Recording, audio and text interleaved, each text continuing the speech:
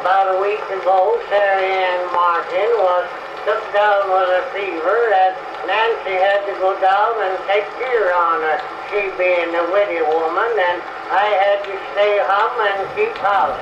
While Cindy Lawson come over to go down with Nancy and left her boy with me to take care on, and Nancy said to me, now, Josh, the bread is stopped to rise, the churning is all ready to do, and don't let the soft soap boil over, and keep your eye on the smokehouse, and don't let it catch fire, and I guess maybe the speckled hen will hatch today, and I wouldn't wonder if the bees wouldn't swarm, and gosh away, don't you let Cindy's boy fall in the well nor nothing.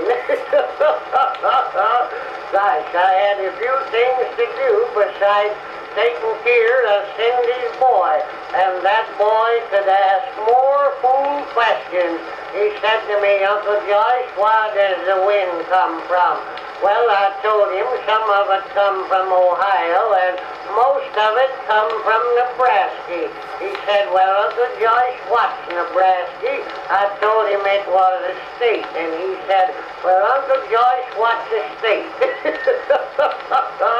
Well, I took off my coat and vest and pinned one of Nancy's aprons on me, and I hadn't took more than a dozen steps when I tripped and fell down over that darned apron, and my head hit the stove, made my nose bleed, and knocked down the stovepipe, and the soot went all over the bread, and just as I was getting things straightened out, that boy said to me, Uncle Joyce, does the Lord know everything?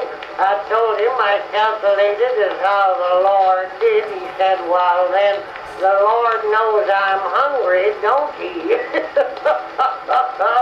Well, I gave him some bread and butter and put apple sass on it, and I started in to do the churning. Well, I churned quite a spell, and I looked in the churn to see if the butter was coming, and my spectacles fell off and the churn dasher broke them, and while I was trying to fish them out, my plug of tobacco fell in the churn and spiled the cream. Well, I wouldn't have cared, but I didn't have any more tobacco handy.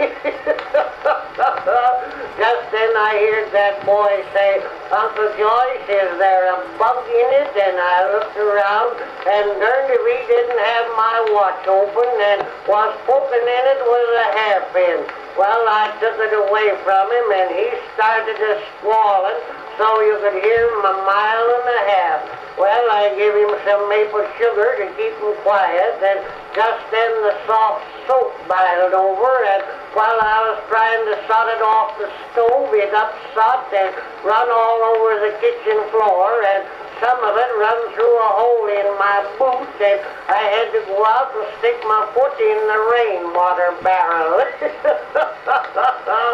Well, I heard that boy yell, and when I got in the house, darned if he didn't have his finger caught in the mousetrap, and I got it out and tied a rag around it, and he said, Uncle Joyce, it's leaking, ain't it?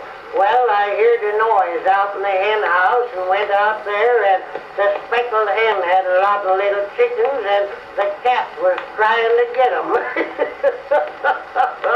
Well, I started to chase that cat, and the clothesline caught me under the chin, and I turned about 4 somersaults and sat down in the middle of a flower bed, and I heard that boy say, Uncle Joyce, a bee bit me.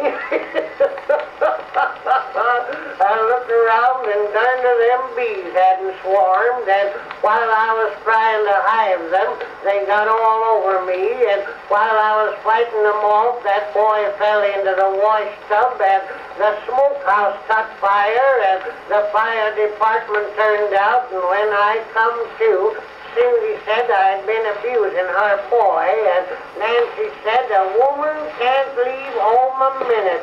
Men are such helpless critters.